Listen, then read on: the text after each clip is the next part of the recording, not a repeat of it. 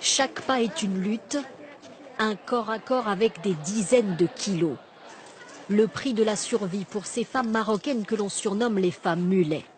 Car telles des bêtes de somme, elles viennent ici à Ceuta en Espagne récupérer d'énormes charges de marchandises pour les transporter de l'autre côté de la frontière au Maroc. Chaque femme peut porter jusqu'à 100 kilos. C'est lourd, très lourd. On souffre pour porter ça, regarde. Tout ça pour gagner 15 € par voyage. Rien que le taxi de Tétouan à la frontière, c'est 4 €. Comment on fait pour manger? On s'endort le ventre vide. Un commerce frontalier légal entre l'Espagne et le Maroc. Et si les charges sont si lourdes, c'est parce que les porteurs à pied ne payent pas de taxes, contrairement aux véhicules.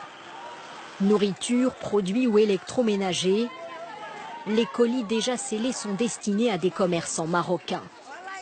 Selon leur contenu, les transporteuses gagnent entre 10 et 25 € par voyage. Alors, elles s'arrachent les paquets les mieux rémunérés. Un business bien organisé par des grossistes qui s'assurent ainsi une marge généreuse.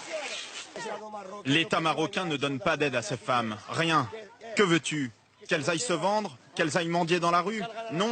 Alors elles viennent ici. Elles transportent un paquet et elles peuvent nourrir leurs enfants. Une mère et sa fille aveugles, des femmes handicapées, âgées, mères célibataires ou veuves, ce sont les femmes marocaines les plus vulnérables qui font ce travail de forçat. Ça fait 20 ans qu'on fait ça. On n'a pas le choix. Les enfants, le loyer, l'eau, l'électricité, comment faire? 4000 femmes marocaines font chaque jour cet aller-retour entre le Maroc et Ceuta. Un travail incroyablement pénible et dangereux. Il y a quelques semaines, ici même, 2 femmes sont mortes écrasées dans une bousculade, étouffées par le poids de leurs marchandises. Les femmes portaient alors les charges sur leur dos, le corps plié en deux sous leur fardeau. Depuis 3 semaines, les autorités espagnoles les obligent à utiliser un chariot. Mais pour beaucoup, il est loin de leur faciliter la tâche. C'est même le contraire. Les femmes se disent encore plus épuisées qu'en portant sur leur dos.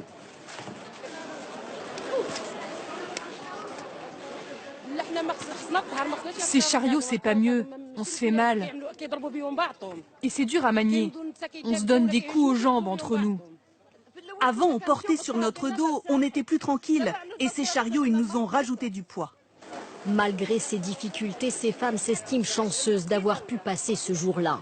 Car les Espagnols fixent le quota à 4000 porteuses par jour et certaines restent sur le carreau.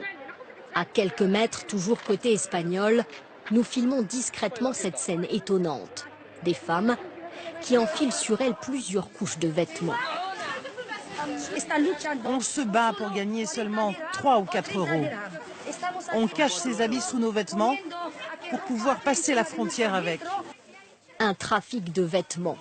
Elles plaquent, scotchent, dissimulent sur leur corps un maximum d'habits qu'elles vont recouvrir d'une large robe. Transformés en bibins d'hommes pour tromper la vigilance des douaniers. Des femmes marocaines contraintes à inventer chaque jour le moyen de leur survie.